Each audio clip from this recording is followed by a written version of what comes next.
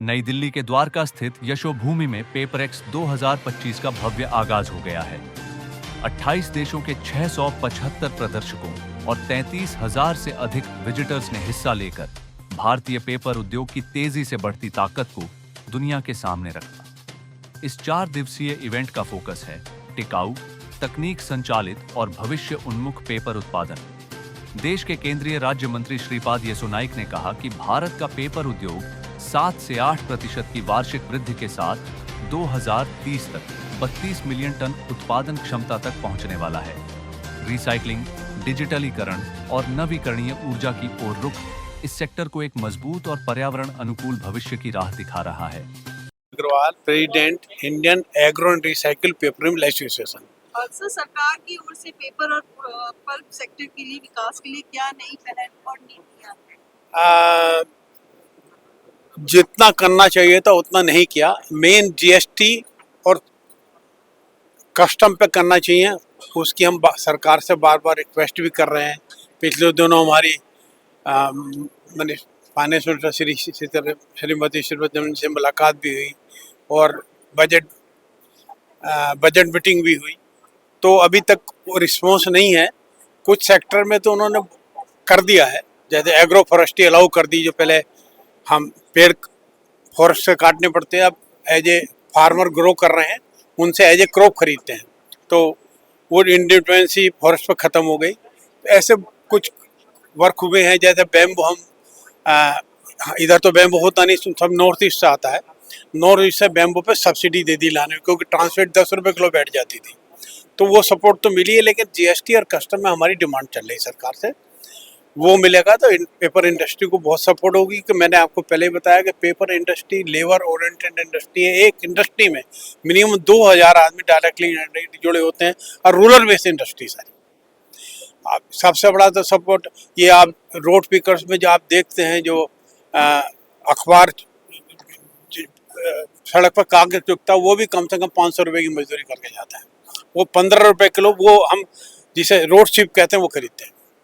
Sir, तो क्या ये जैसे भारतीय उद्योग को ग्लोबल मार्केट में अपना प्रतिस्पर्धी बनाने के लिए किन किन कदमों की आवश्यकता है? ग्लोबल बनाने के लिए हमें तो कॉस्ट कम करनी पड़ेगी। जैसे हमने आपको बताया कि चाइना, इंडोनेशिया, आसियन कंट्री से इम्पोर्ट हो रहा है, हमारी जो मैन्युफैक्चरिंग कॉस्ट है उससे कम पेपर हो रहा है। उनके ऐसी नीति हैं चाइना की कि पावर हमारे यहाँ 10 रुपये यूनिट है, वहाँ पावर 3 रुपये यूनिट है। इंटरेस्ट रेट का बहुत फ़र्क है, तो हम वो सपोर्ट तो हमें नहीं मिलने वाली। तो अब धीरे धीरे सारी इंडस्ट्री ने ओन पावर जनरेशन करी है। और एक अच्छी चीज़ ये हुई कि पावर के लिए जो कूड़े के ढेर होते थे, जैसे हम आरडीएफ उसे बोलते हैं, म्युनिसिपल वेस्ट, उसे एज ए फ्यूल यूज करने लगे, सो सब पावर कॉस्ट हमारी कम हुई है। तो ऐसे ही धीरे धीरे हम जहाँ जहाँ टेक्नोलॉजी को अपडेट कर रहे हैं, और एग्रो फॉरेस्ट्री से हमारी फाइबर कॉस्ट कम हुई, या अगर वेस्ट पेपर इंडिया में कलेक्शन बढ़ेगा, जो हमें 50% इम्पोर्ट करना पड़ता है, तो वो डेफिनेटली महंगा पड़ता है। अगर वेस्ट पेपर कलेक्शन बढ़ेगा तो हमारी कॉस्ट घटेगी, तो ग्लोबल कंपटीशन में आएंगे। Thank you. सो ये इंडस्ट्री डेफिनेटली आज इंडिया इज आई थिंक एक एप्पल ऑफ द इंडस्ट्री है globally, because we are the fastest growing paper industry in the world.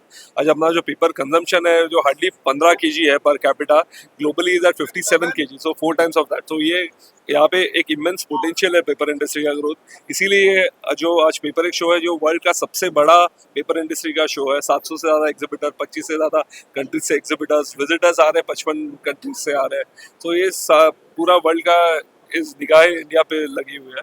Future में डेफिनेटली आई थिंक डिमांड जो आ रही है आज, जैसे न्यूज प्रिंट की डिमांड थोड़ी कम हुई है, आज न्यूज़पेपर्स न्यूज प्रिंट की कम हुई है, बट जो ग्रोथ आ रही है पैकेजिंग सेगमेंट से आ रही है। पैकेजिंग का जो ई कॉमर्स है, इंडस्ट्रियल डिमांड है, वो बहुत बढ़ी हुई है। 65% डिमांड आज पेपर की पैकेजिंग से है। प्लस अभी आज tissue, home tissues, kitchen tissues या बाकी टॉयलेट टिश्यूज़, उसमें एक बहुत बड़ी डिमांड आ रही है। बाकी बुक्स और education is a steady demand, so I think that these are segments which are growing for paper industry.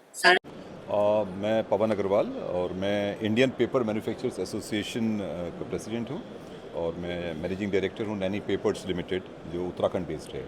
Sir paper industry पे जो टैक्स का है, जीएसटी का इशू है, आप लोग उसको उठा रहे हैं और पार्लियामेंट अब कुछ महीनों बाद अपना भारत सरकार अपना बजट पेश करेगी। क्या मुख्य बिंदु हैं और क्या कन्फ्रंटेशन का क्या इशू है? देखिए, कन्फ्रंटेशन कुछ नहीं है, सबसे पहले मैं बताऊं आपको, लेकिन पेपर इंडस्ट्री के अपने कुछ इश्यूज़ हैं, कुछ चैलेंजेस हैं। और मैं थोड़ा सा आपको पहले बैकग्राउंड देता हूं कि पेपर इंडस्ट्री हिंदुस्तान में आज उन गिनी चुनी इंडस्ट्रीज़ में से एक है जो पूरी तरीके से सस्टेनेबल है, जिसके रॉ मटेरियल सस्टेनेबल हैं, एनवायरमेंटली फ्रेंडली हैं, हमारे प्रोडक्ट सस्टेनेबल हैं, हमारे प्रोडक्ट्स एनवायरमेंटली फ्रेंडली हैं। आज पूरे विश्व में माना जा रहा है कि अगर सिंगल यूज़ प्लास्टिक का कोई व्यावहारिक रूप में कोई रिप्लेसमेंट है, कोई सब्स्टिट्यूट है, तो वो पेपर है। गवर्नमेंट सुन भी रही है, अभी कोई अनफॉर्चुनेटली एक्शन नहीं हो पाया। सबसे बड़ा इशू है जो अभी जीएसटी 2.0 आया था, जो जीएसटी के रिफॉर्म्स आए थे सितंबर में, उसमें हमारी इंडस्ट्री पे, हमारे प्रोडक्ट्स पे 12% जीएसटी लागू रहा है हमेशा। इसमें हमें उम्मीद थी कि 12% से इसको रैशनलाइज करेंगे तो हम 5% वाले स्लैब में आएंगे, लेकिन अनफॉर्चुनेटली कुछ इस तरह का रहा कि वो 5 की जगह हम 12 से 18 हो गए। तो वहाँ तो चलिए हमारे पे 18% हुआ, ये तो एक बात थी, लेकिन जो हमारे कंज्यूमर्स हैं, जैसे जो बॉक्स मैन्युफैक्चरर्स हैं, कार्टन मैन्युफैक्चरर्स हैं, जो हमारा क्राफ्ट पेपर या बोर्ड लेते हैं और तमाम पैकेजिंग करते हैं, उन पे 12 से 5 हो गया, तो उन पे 5% हो गया और हमारे पे 8%, यानी कि उनकी जो हमारा प्रोडक्ट वो ले रहे हैं तो उनका जो टोटल कैश फ्लो है वो डिस्टर्ब हो गया, उनकी वर्किंग कैपिटल की रिक्वायरमेंट बहुत ज़्यादा बढ़ गई, तो वो परेशान हो गए। तो हमने गवर्नमेंट से कहा कि ये इन्वर्टेड ड्यूटी स्ट्रक्चर बन गया है, तो हमको भी 12 से 5% में रखना चाहिए। गवर्नमेंट ने 99% प्रोडक्ट्स 12 से 5 किए, सिर्फ 1% प्रोडक्ट 12 से 18 किए, और अनफॉर्चुनेटली उसमें पेपर आया।